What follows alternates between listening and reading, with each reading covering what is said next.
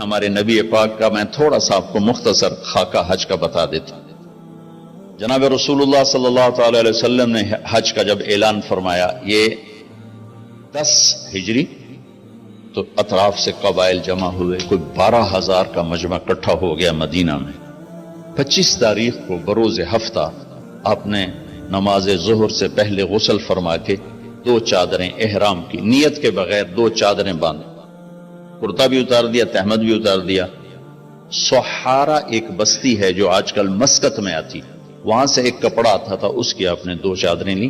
پھر آپ نے ظہر کی نماز کے بعد اپنے پورے قافلے کو لیا، ذوالحلیفہ جس کو آج کل ابیار علی کہتے ہیں، یہاں آپ نے آ کر قیام فرمایا، اور عصر، مغرب، عشاء اور فجر اور ظہر 5 نمازیں آپ نے یہاں ادا فرمائیں۔ آپ گزر رہے تھے کہ جبریل ہے کہ یا رسول اللہ، اللہ فرما رہے ہیں یہ پاک وادی ہے، یہاں آپ قیام فرمائیں۔ ایک رات کی قیام کے بعد صبح آپ نے فجر کی نماز کے بعد غسل فرمایا، خوشبو لگائی، اپنے بالوں کو تیل لگایا، پھر شہد لگایا۔ شہد گوند کا کام دیتا ہے، چونکہ اب ننگے سر جانا تھا تو بال بڑے تھے آپ کے، شانوں تک آئے ہوئے تھے، تو آپ نے ان کو شہد لگا کے نا وہ جوڑ دیا، آپس میں جوڑ دیا۔ اور عائشہ رضی اللہ تعالیٰ نے آپ کو خوشبو لگائی۔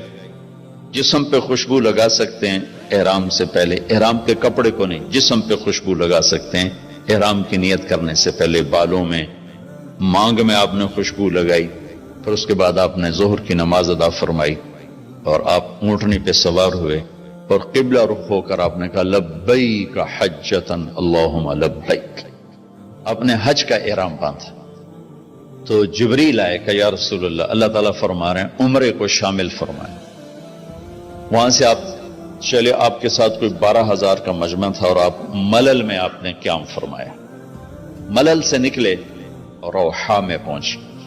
روحا میں کنواں ہے، وہاں 70 نبیوں نے قیام کیا ہے حج کے دوران، حج پر جاتے اور آتے ہوئے۔ وہاں آپ نے بھی قیام فرمایا، رات بھی ٹھہرے۔